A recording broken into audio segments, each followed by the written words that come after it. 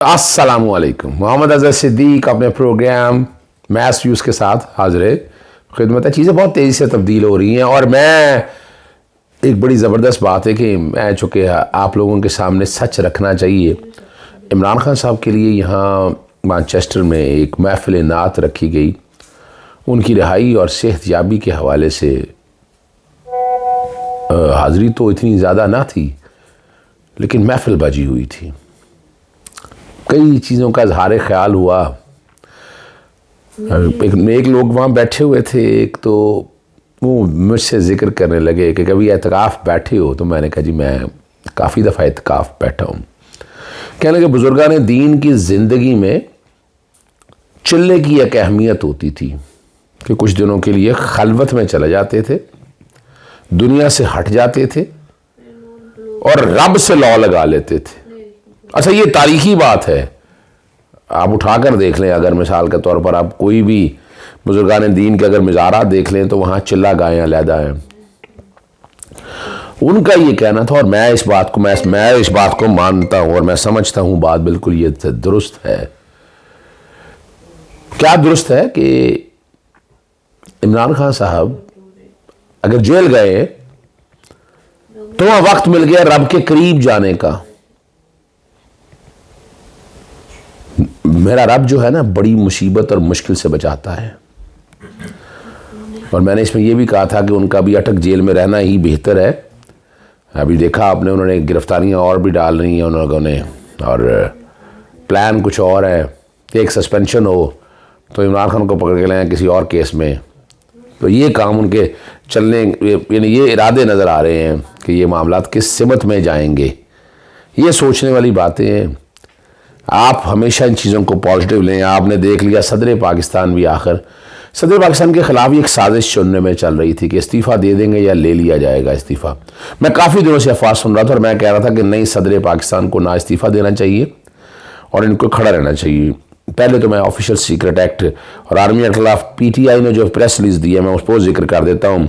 गहरी तशवीश का इजहार किया है, गैर मामूली और तशवीशनाक और काबिल तसव्वुर है। पूरी कौम में बेचैनी और इसतराब की संगीन लहर ने जन्म ले लिया। सदर मुल्क के ट्वीट ने रियासती नज़म में ऊपर से लेकर नीचे तक फैले मुहलिक तरीन इन्फेक्शन को कौम के सामने बेनकाब कर दिया। सदर मुमलिकत की ट्वीट के मंदरजात का हर जाविया और हर पहलू से जायजा ले रहे हैं। मुफस्सल जायजे के बाद अपना वो आप देख लेंगे।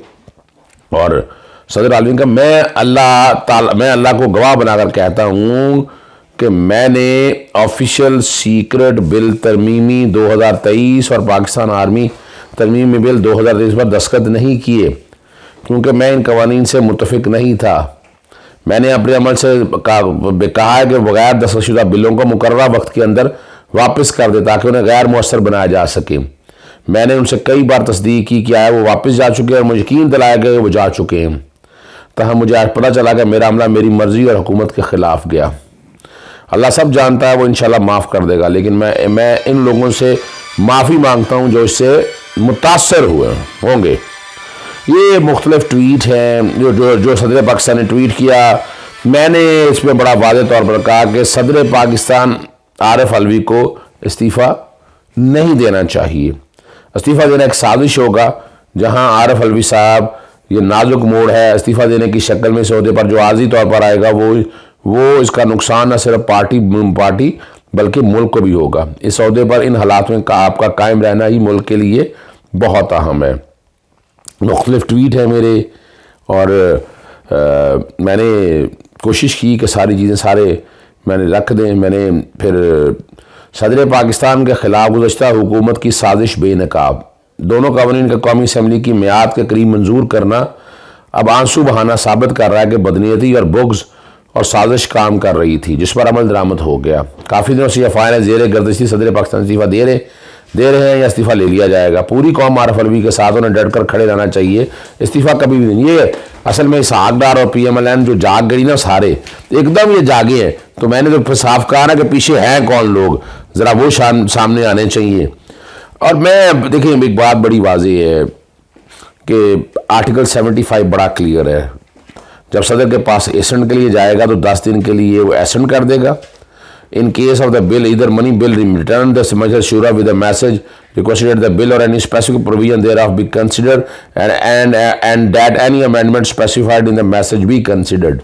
कि वो वापस देखकर जो कि पार्लियामेंट तो जाने वाली थी, उन्होंने जाते हुए तो पास किया, तो सोचना चाहिए था ना पार्लियामेंट को भी कि आर्टिकल 75 की एक सर्टेन रिक्वायरमेंट है, ठीक है ना जी। और जब वो वापस कर दिया गया फिर मुश्तरका इजलास होगा, मुश्तरका इजलास में फिर देखा जाएगा, फिर वापस जाएगा सदर के पास 10 दिन के लिए, ठीक है ना जी। और अगर ऐसा नहीं होगा तो फिर ऑटोमेटिकली बिल, ये है प्रोसीजर, ये है तरीका कार जो दिया हुआ है, ठीक है ना जी। जब वो दे देगा तो फिर कानून बनना है, ये फिर कानून बनना है। आगे कह दिया नो एक्ट ऑफ मजलिस शूरा और no provision any act shall be invalid and that the same recommendation previous sanction or consent required by the constitution not given if that act was passed in accordance with the constitution। कि अगर आइन के मुताबिक वो कानून अगर पास हो गया तो वो कानून तस्वर होगा। अच्छा, ये बड़ी ज़बरदस्त बात है, उनमें नहीं जाना मैंने कि क्या हालात और क्या वाक़यात है, क्या यानी एक्चुअली इस कानून के पीछे क्या है। ये कानून अगर बनाने चाहिए थे तो पार्लियामेंट को जाने से पहले बनाने चाहिए थे, क्यों नहीं बनाए उन्होंने? ये एक बहुत बड़ा सवाल है, एक सवालिया निशान है कि जिसका जवाब चाहिए पूरी कौम को। और मैं अगली बात आपके लिए चले जाऊँ, 75 आर्टिकल बैकग्राउंड पे चल रहा है आपके लिए। अगला आर्टिकल 10 बहुत अहम है। फौजदारी जुर्म में एक बेसिक प्रिंसिपल याद रखिएगा, फौजदारी जुर्म का माजी से इतलाक नहीं कर सकते। मिसाल एक मैंने काम ऐसा कर लिया है माजी में, मैं आज उसको जुर्म बना दूं तो इसका इतलाक माजी से नहीं होगा। मैं जो FIR साइफर वाले मामले में दर्ज की है आप, जिसमें शाह महमूद कुरैशी को पकड़ाया, अगर उसी को बुनियाद बनाकर देख रहे तो पर्चा ही दर्ज नहीं हो सकता था। उसकी इंक्वायरी का भी लिखा हुआ है मार्च 2022 और मैंने रात में तफसीलात आपके सारी सामने रख दी थी। अगर उन सबको अगर लाइन ऑफ एक्शन में उठाकर देखा जाए फिर वो आपको पता है खास जो तबका फिक्र है, जो अपने थे वो अपने ना रहे, जो अपने नहीं है वो अपने कैसे हो सकते हैं। फिर वही गरीदा फारूक जैसी साफी हजरात वो कभी इनकी माजी देखा करें इन लोगों के, और आज हाल में बैठकर देखें इन लोगों को, ना कानून आता है ना आइन आता है, बने हैं कानूनदान बनने। अच्छा, कभी डॉक्टर बन जाएंगे, कभी इंजीनियर बन जाएंगे, कभी ये सियासतदान बन जाएंगे, और बड़ी तेजी से यानी लगता है कहीं से फीड होकर चीजें आती हैं ग्रुप में और वो पकड़ के कट एंड पेस्ट करके काम चला दिया। मोहतरमा कभी आईने पाकिस्तान को उर्दू, अंग्रेजी, फारसी, पश्तो वगैरह में पढ़ लें, कुछ समझ आ जाए आपको तो ऐसे बाहर आ रही जैसे पता नहीं कोई जाती मामला है। कभी कुरान मजीद तर्जुमे से पढ़ें, आपको समझ आ जाएगी बातों की। गुमराही मत करें, क्यों गुमराही फैला रही हैं इन सारे मामले में। ये नोट कर लें आज मेरी बात आप भी, ये दोनों कानून चैलेंज हुए तो हमारी आला अदालतें इसको कलदम करार दे देंगी। किस बुनियाद के ऊपर? एक तो इसका माजी में इतलाक अब करने जा रहे हैं इसका कवानीन का, और ये कवानीन दोनों के दोनों डिफेक्टिव हो गए। कैसे डिफेक्टिव हो गए? सदर पाकिस्तान ने एतराज उठा दिया इसके ऊपर। दूसरा, आर्टिकल 75 की रिक्वायरमेंट पूरी नहीं हुई है और जाती हुई पार्लियामेंट ने पास किया। बदनीति कैसे हो गई देखे जरा भाई।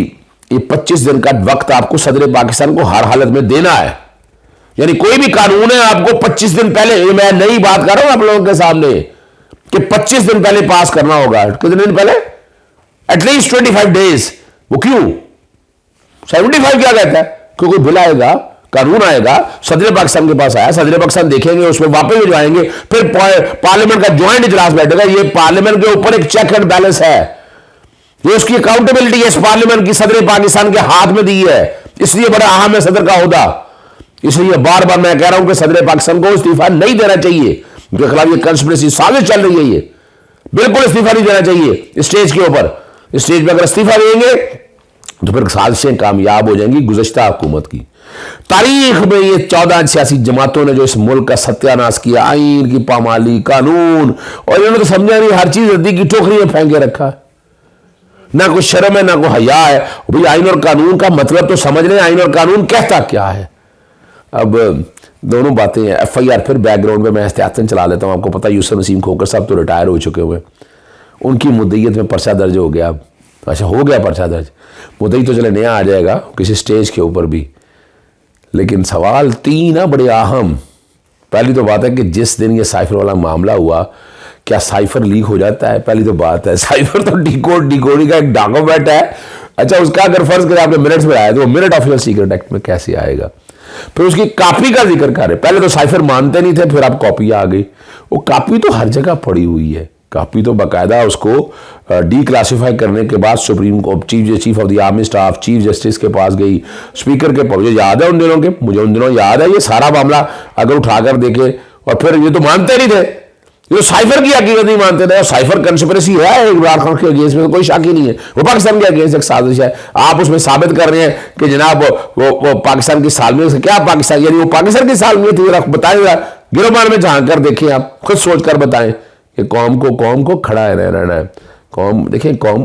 और दूसरा देखिएगा, ये हम अगली बात, ये मैंने आपके सामने पोजीशन रख दी, उस FIR के टुकड़े टुकड़े मैंने कर दिए। फिर और ये कवानीन चूँकि सदर ने एसेंट नहीं दिया, तो ये मामले जब यहाँ पर आएंगे और पार्लियामेंट की बदनीति ज़रा सामने जब आएगी, ये नई पार्लियामेंट, आप इसलिए आपको नई पार्लियामेंट लानी पड़ेगी। अब अगली बात आपके सामने बता दूँ, नई पार्लियामेंट लाएं, सामने ला कर बैठ के ये कानून साजियाँ करें, जो चाहते हैं वो सारा कुछ हो जाएगा। तो इसलिए इलेक्शन 60 दिनों के अंदर कराएं। पिटीशन तैयार हो रही है, इंशाअल्लाह मैं कल कोशिश करूँगा वो आईनी दरख्वास्त में दायर कर सकूँ। सदर पाकिस्तान को हिम्मत और हौसला देते रहे, बिल्कुल इस्तीफ़ा नहीं देना चाहिए उन्हें, और उन्हें खड़ा रहना चाहिए। इजाज़त चाहता हूँ। अस्सलाम वालेकुम, अल्लाह हाफ़िज़। पाकिस्तान जिंदाबाद।